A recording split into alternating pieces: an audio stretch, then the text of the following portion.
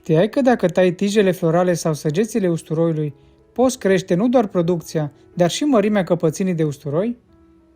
Conform unui studiu realizat de Universitatea Guelph din Ontario, tăierea manuală a tijelor florale ale usturoiului, cât mai devreme posibil, crește producția și dimensiunea căpățânii usturoiului cu 20-30% sau chiar mai mult, în funcție de varietate.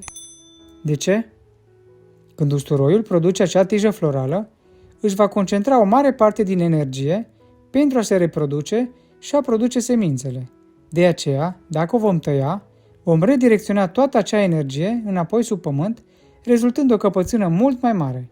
Atenție însă, să nu tăiem frunzele usturoiului, mai ales cele centrale, deoarece același studiu menționat anterior arată că prin tăierea frunzelor usturoiului reducem producția usturoiului cu aproximativ 25%.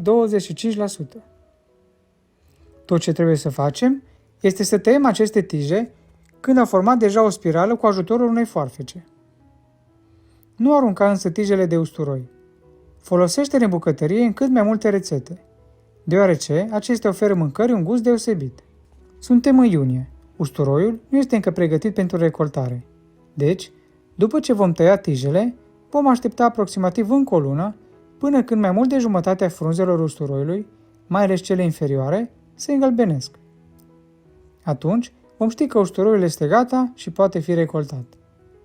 După ce îl recoltăm, îl vom pune ori legat, ori întins într-un loc uscat aproximativ 2 săptămâni. După ce s-a uscat, îl putem depozita într-un loc întunecat și lipsit de umiditate. Dacă vrei să vezi ce trucuri și soluții naturale folosesc în grădina mea pentru a avea plante mai mari și o producție mai mare, dă click pe videoclipul următor. Iar dacă v-a plăcut acest videoclip și v-a fost de folos, nu uitați să distribuiți, să vă abonați la canalul nostru de YouTube și să urmăriți pagina noastră de Facebook. Vă mulțumesc!